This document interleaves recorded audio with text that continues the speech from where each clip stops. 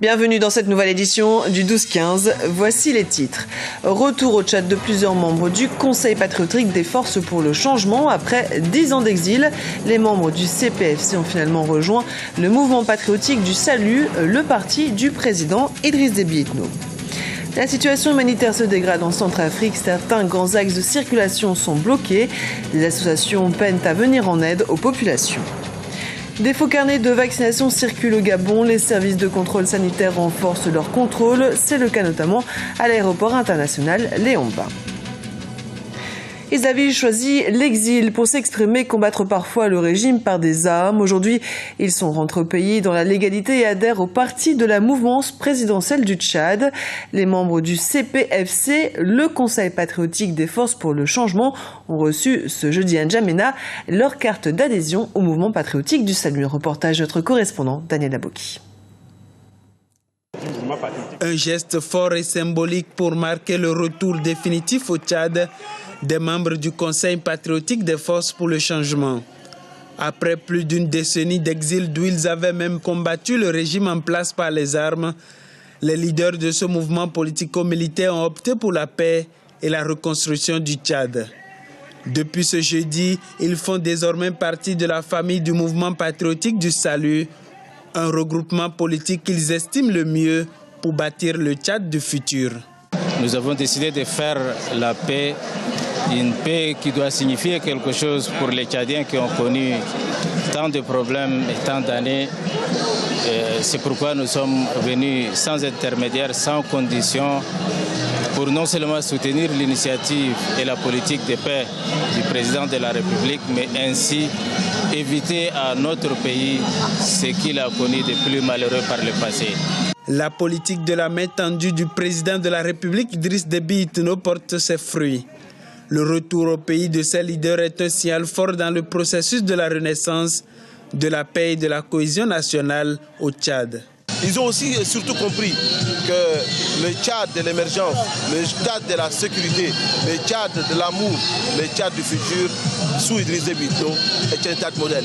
J'invite par conséquent tous les autres Tchadiens égarés, éparpillés, trompés et qui n'ont pas compris que la paix c'est au Tchad et avec les Tchadiens, que le dialogue c'est au sein du MPS à venir rejoindre les trains de la Renaissance, les trains du mouvement patriotique du salut.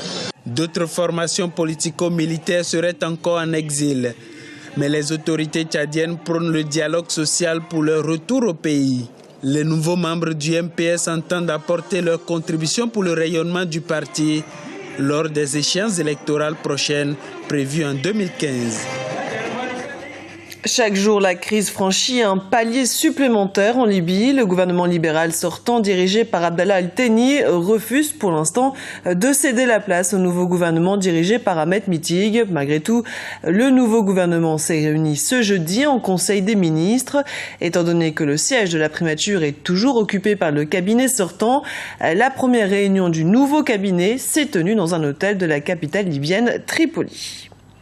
En Mauritanie, l'élection présidentielle se tient dans un peu moins d'un mois. 7 candidats sont en lice, dont le chef de l'État, Mohamed Ould Abdelaziz. À l'approche du scrutin, les militants se mobilisent pour défendre et faire entendre au mieux leurs convictions. Parmi les sujets qui font débat, la participation des Noirs de Mauritanie dans les instances de prise de décision. Franck Noudofinin, notre correspondant en Mauritanie. La diversité culturelle et ethnique est-elle un frein à l'enracinement démocratique de la Mauritanie? C'est la question qui se pose au vu des récents événements intervenus dans le pays. La récente marche des rapatriés négro-africains, 400 km depuis Bogué pour Nouakchott, la capitale, la question de la nationalité, la représentativité des Noirs mauritaniens dans les instances de prise de décision sont autant de questions qui sont au cœur des débats à quelques jours de la présidentielle. Dans le pays, on assiste à des rassemblements de négro-africains qui se disent écartés de la gestion politique et économique. Il faut rappeler que cette discrimination s'étale dans le temps. Elle n'a pas commencé qu'avec Abdelaziz ou les ceux qui l'ont. Elle a commencé du temps de l'indépendance, du temps de celui qu'on appelle le père de la nation, Mokhtar Ould Daddah. Il est à la base de notre malheur et de nos maux, de cette élimination et de cette discrimination. Maintenant, après Ould Daddah, les militaires sont venus.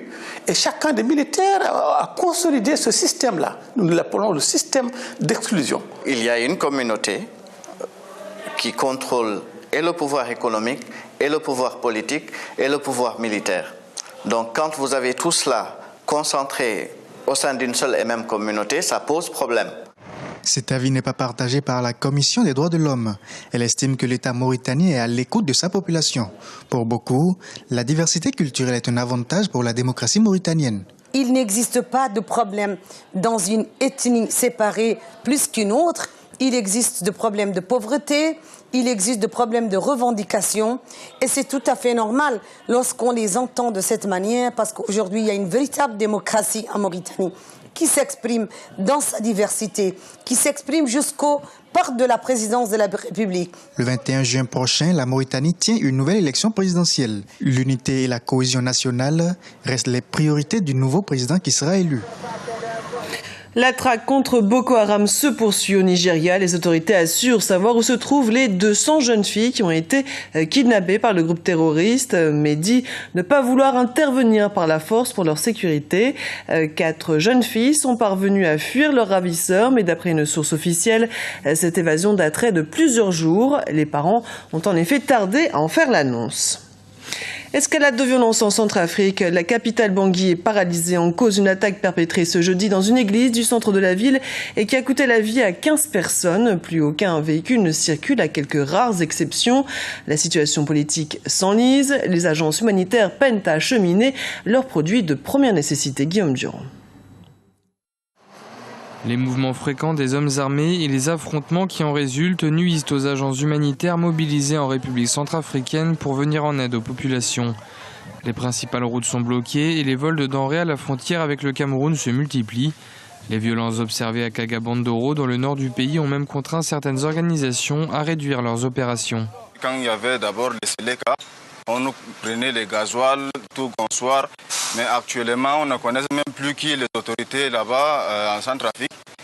Tu es un chauffeur, on dit que tu es escorté, que vraiment vous serez en sécurité, mais on vous massacre devant les autorités, mais personne n'ouvre la bouche pour parler. L'organisation Save the Children a récemment affrété un avion chargé de 48 tonnes de provisions, contenant notamment du matériel médical et des médicaments de premier secours.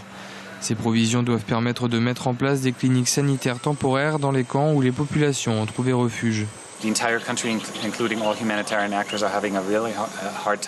L'ensemble du pays et les acteurs humanitaires connaissent vraiment des difficultés pour acheminer l'aide dans le pays. Il y a des vols à la frontière avec le Cameroun et la frontière avec le Tchad a été fermée, alors que c'était une ligne d'approvisionnement. Nous sommes donc dépendants de cette ligne avec le Cameroun, mais la frontière met du temps à laisser passer les convois, d'autant que nous souffrons d'une crise de carburant. Une situation qui pourrait d'ailleurs s'aggraver avec la saison des pluies, qui pourrait rendre impraticables certains axes. Karim Wade sera jugé le 31 juillet. Le fils de l'ex-président sénégalais Abdoulaye Wade est soupçonné d'enrichissement illicite à hauteur de 178 millions d'euros. Il est notamment accusé d'avoir acquis de manière illicite divers biens, dont des sociétés, des terrains et des véhicules. Des accusations que le fils de l'ancien président sénégalais qualifie de politique et de fantaisiste. C'est un trafic qui prend de l'ampleur et au Gabon, les autorités se mobilisent pour y mettre un terme. Depuis quelque temps, de faux carnets de vaccination circulent dans la capitale Libreville. À l'aéroport international Léon-Mba, les mesures de contrôle ont donc été renforcées. Douglas Toutoumé, notre correspondant au Gabon.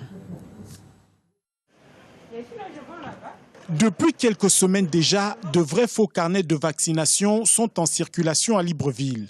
Une situation qui pose le problème du contrôle sanitaire au Gabon. À l'aéroport de Libreville, les services compétents ont déjà saisi plusieurs carnets litigieux. Tout ce qui est faux carnet, au niveau de l'aéroport, à ce qui me concerne, sont dorénavant gelés et bloqués et mis en quarantaine. L'Organisation mondiale de la santé impose aux voyageurs du monde entier d'être à jour en matière de vaccination afin de prévenir d'éventuelles infections. Mais pour plusieurs raisons au Gabon, certains voyageurs n'appliquent pas cette mesure et s'exposent à de nombreuses pathologies. Si vous êtes malade, vous n'auriez plus la force, la vitalité de faire quoi que ce soit. Donc je crois quand même qu'il serait préférable de faire les vaccins au lieu d'acheter les carnets. À l'hôpital régional d'Onkembo, où est basé le Centre international de vaccination, personne ne souhaite s'exprimer sur la question. Le problème serait plus grand que l'on ne pense. Ici, retirer de la circulation les faux carnets de vaccination, c'est l'objectif du ministère de tutelle et la mission des agents en poste aux frontières. Au niveau de l'aéroport, ce que nous faisons, c'est que nous retirons tous les carnets, d'accord, que nous soupçonnons de faux Et ensuite, nous faisons de la sensibilisation pour dire à ces hommes de ne plus jamais refaire ce genre de pratiques. L'opération diligentée par le ministère de la Santé a déjà permis de retirer de la circulation une centaine de faux carnets de vaccination. Précisons que l'aéroport Léomba de Libreville est à ce jour un des postes frontières les plus actifs dans la lutte contre ce trafic. Ce journal a été préparé par l'ensemble de la rédaction. Merci pour votre fidélité.